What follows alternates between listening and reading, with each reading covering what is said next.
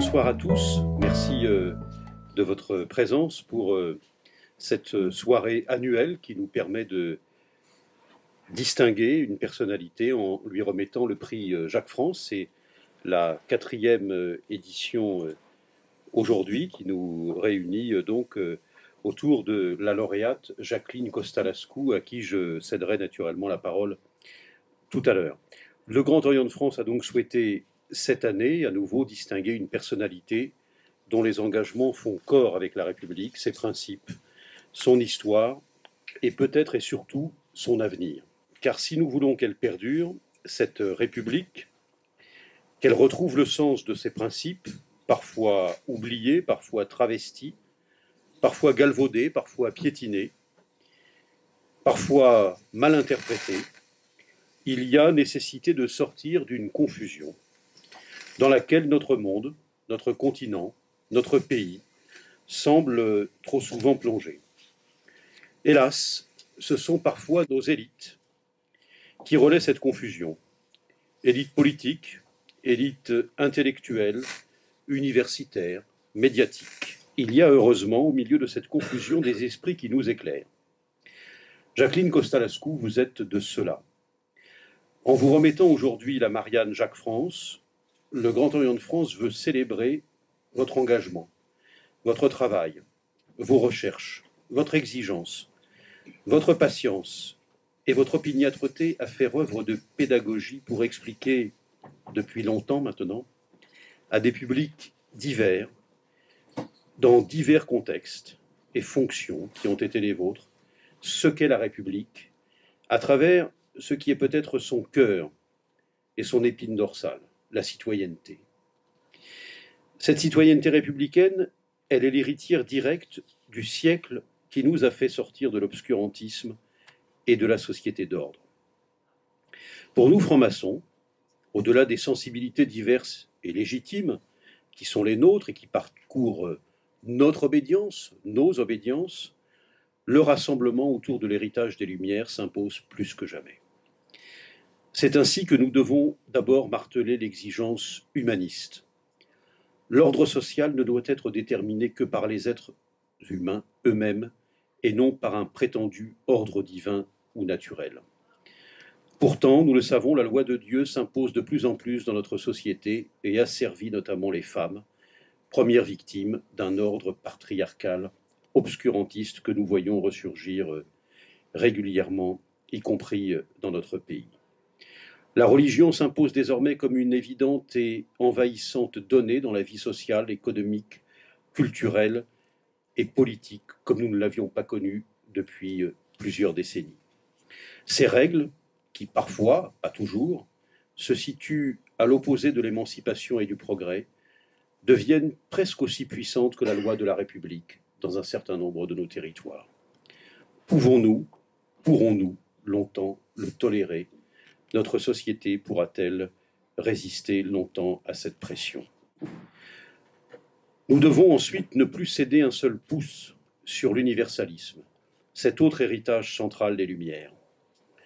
Le différentialisme, l'exaltation obsessionnelle de la diversité, les incantations incessantes à l'affirmation de l'identité, parfois sous couvert de bons sentiments, diffusent insidieusement dans le corps social l'idée que nos différences sont plus importantes ou plus respectables que nos ressemblances, que notre appartenance à la même humanité, quelles que soient nos ethnies, nos couleurs de peau ou nos origines. En renvoyant sans cesse les êtres humains à leurs racines, à leur passé, à leur communauté, à leurs ancêtres, aux liens du sang, bref, à tout ce que nous n'avons pas par définition choisi, cette idéologie qui vise à essentialiser les hommes et à leur dénier une capacité de projection et de réalisation propre, ruine l'aspiration à des rapports sociaux dégagés des préjugés et des pesanteurs biologiques et culturelles. Par définition, tout ce qui s'oppose à l'universalisme relève d'une conception réactionnaire et inégalitaire de l'homme. C'est, on le sait, le substrat théorique des courants d'extrême droite, mais cette vision essentialiste de l'homme est aussi désormais revendiquée par des courants de gauche et d'extrême gauche. Elle doit mériter notre implacable condamnation au profit de la réaffirmation du projet émancipateur, universaliste. Jacqueline Costa-Lascou, vous êtes juriste, sociologue et psychanalyste, directrice de recherche honoraire au CNRS, associée au CEVIPOF, Sciences Po Paris. Vous avez exercé de multiples fonctions, je n'en citerai que quelques-unes. Directrice adjointe du laboratoire de sociologie juridique de l'Université Paris 2, directrice adjointe du groupe de recherche coordonné Migration internationale du CNRS, secrétaire du Comité national sciences juridiques et politiques du CNRS, membre du Haut Conseil à l'intégration, directrice de l'Observatoire statistique de l'immigration et de l'intégration, coprésidente du groupe technique disciplinaire qui a réécrit les programmes d'éducation civique du collège et du lycée durant les années 90, membre du Conseil de l'Europe sur les questions de citoyenneté, membre de la commission Stasi, membre de la commission Tello sur l'avenir de l'école, et actuellement encore, vous êtes experte auprès de l'UNESCO dans le cadre du dialogue euro-arabe, ce depuis 2004. Vous êtes également administratrice à l'Office français pour les réfugiés et apatrides. Vous avez donné des enseignements dans plusieurs universités françaises et étrangères, Columbia, Louvain-la-Neuve et Heidelberg, à l'Université de Paris 2, à Sciences Po Paris, à l'ENA, à l'École des hautes études de la défense nationale et au Collège interarmées de défense, et aussi à l'Institut international d'administration publique. Vous avez été membre du jury d'agrégation interne de droit privé, du jury de l'ENA et de plusieurs concours administratifs. Outre des articles, chapitres dans des livres collectifs ou rapports de recherche sur l'immigration et l'intégration, sur les transformations de la famille, sur l'éducation à la citoyenneté, en France et à l'étranger, sur la laïcité et les valeurs communes, vous avez publié plusieurs ouvrages. J'en citerai quelques-uns simplement depuis ces 20 dernières années.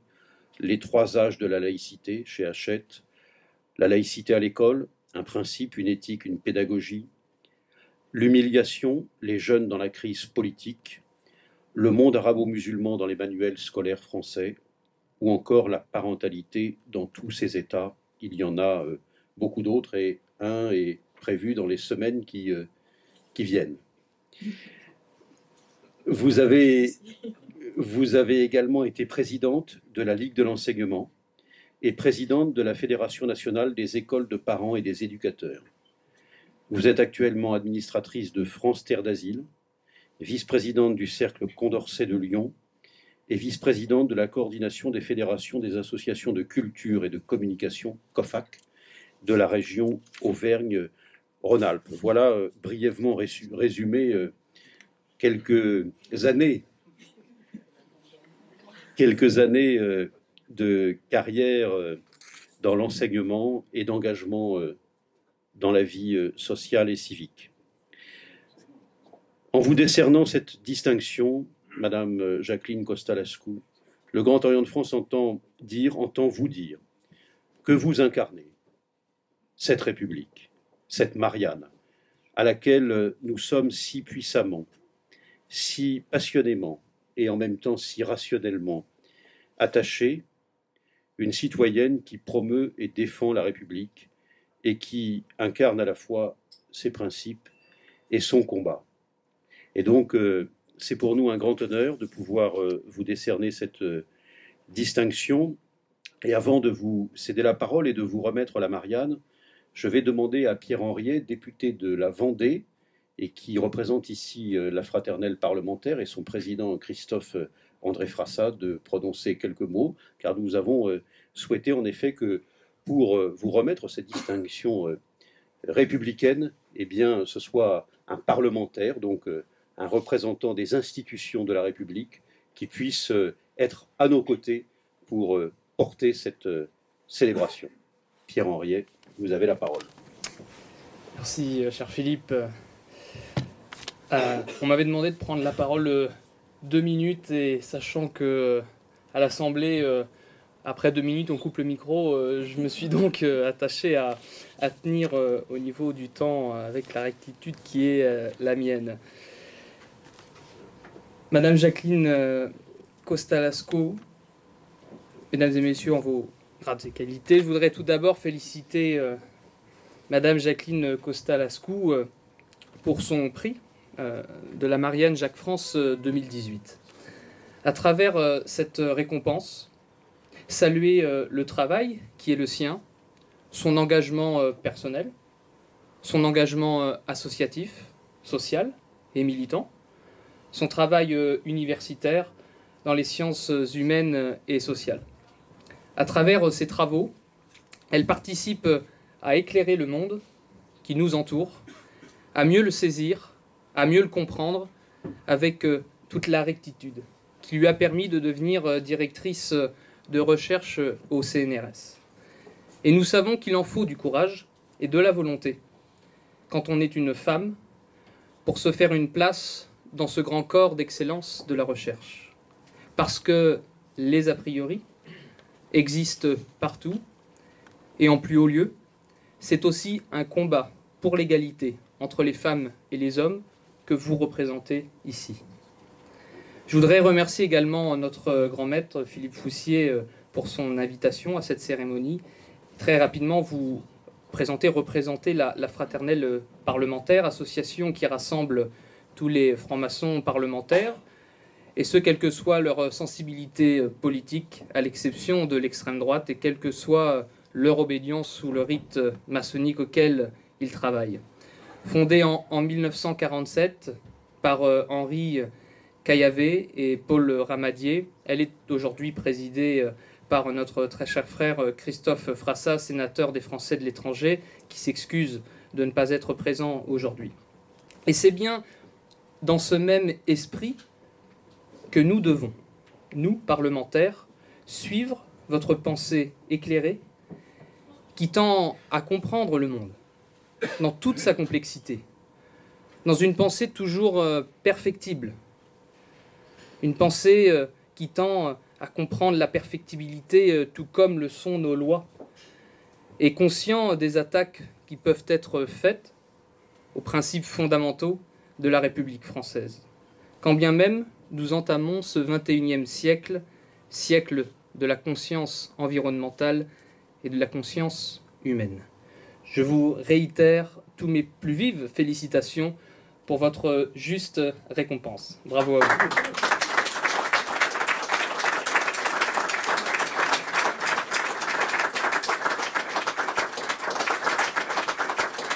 Recevoir cette Marianne Jacques-France et qui est porteuse de tellement de symboles. C'est à la fois une très grande joie et aussi un honneur. Et je vous en remercie infiniment.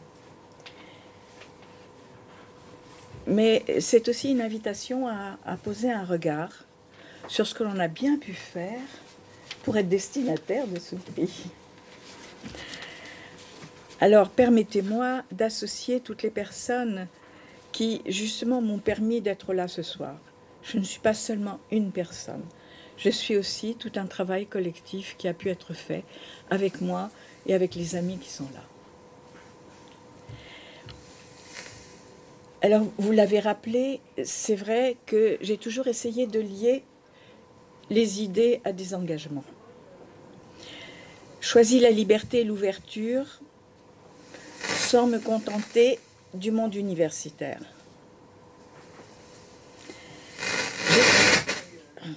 J'ai travaillé autant dans des banlieues, le train des migrants entre Tijuana et San Diego, ou celui entre Ouagadougou et les plantations de Côte d'Ivoire, en passant par le lazaret de Bobo-Dioulasso, en mission à Mayotte, grâce à mon amie Anne Beria, qui s'est occupée de la départementalisation de Mayotte, ou auprès d'artistes contestataires dans l'ex-RDA. Mais j'ai travaillé aussi sous les ordres de la République, et si vous me le permettez, dans les fauteuils confortables des organisations internationales.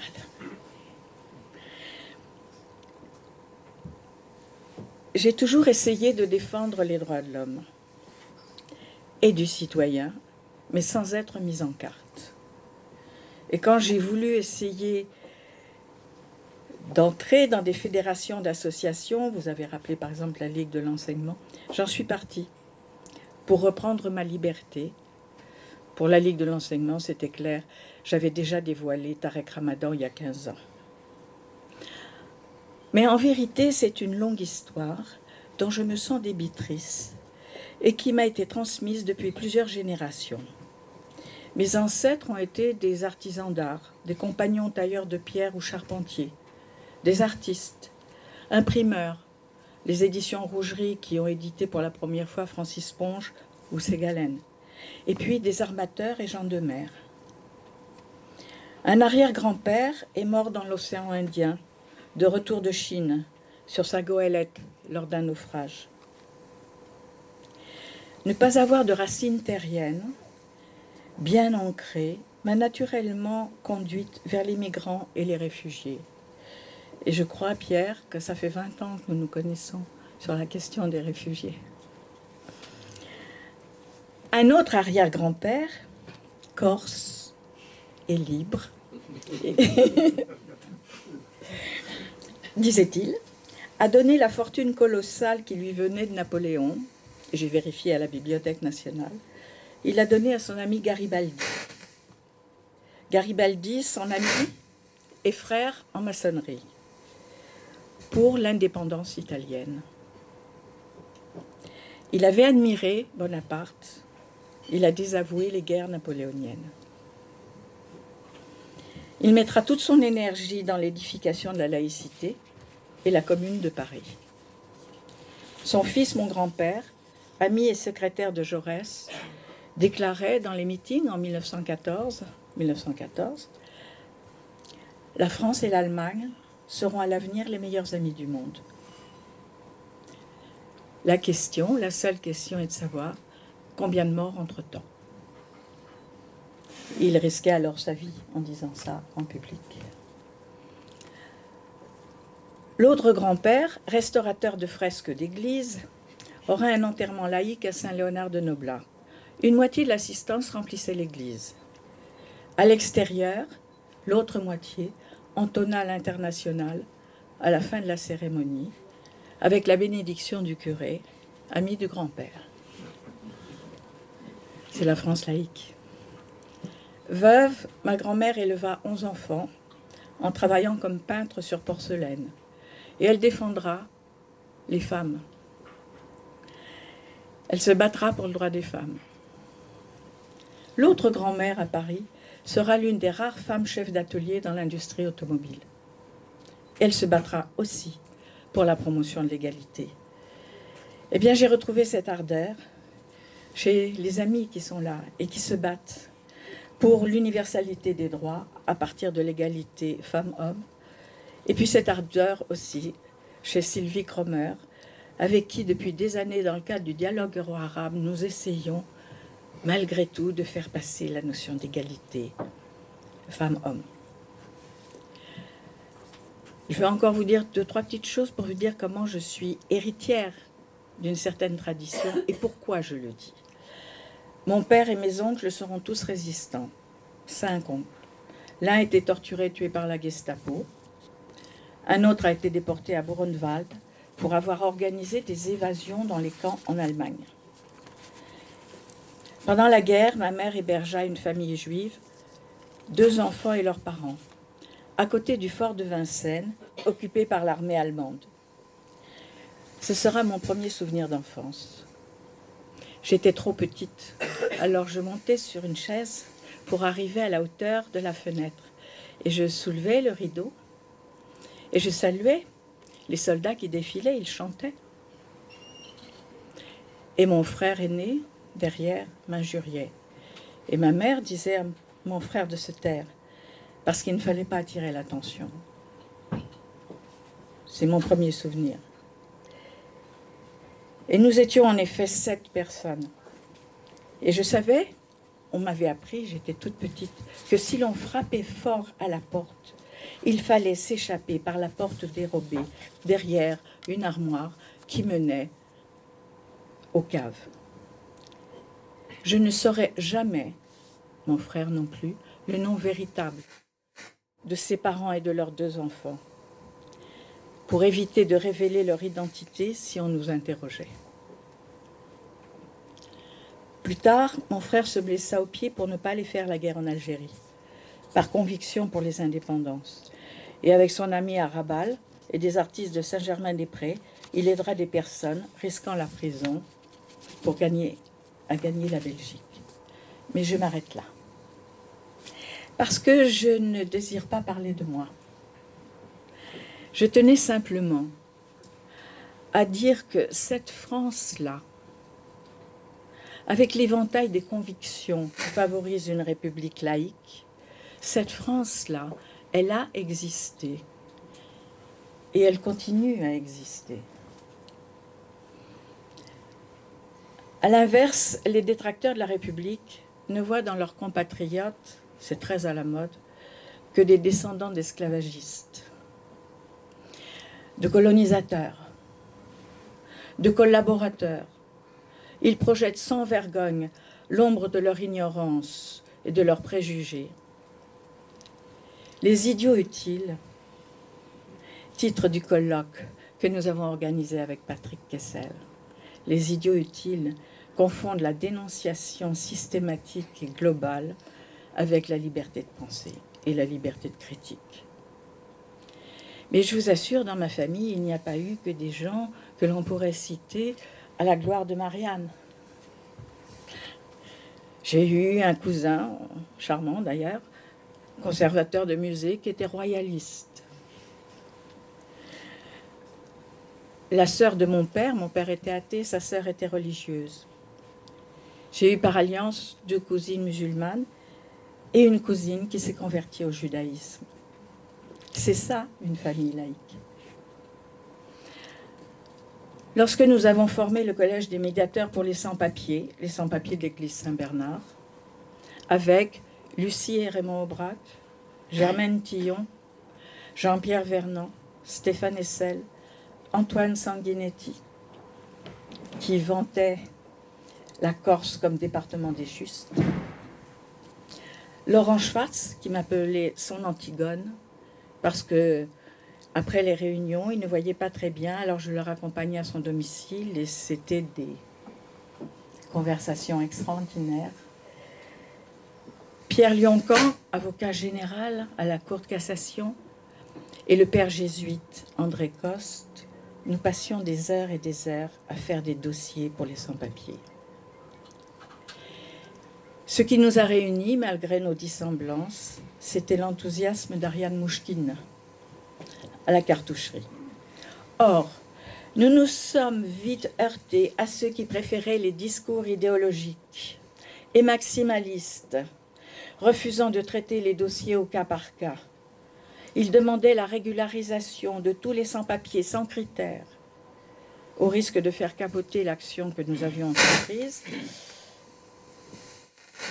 et de favoriser les régularisations à venir.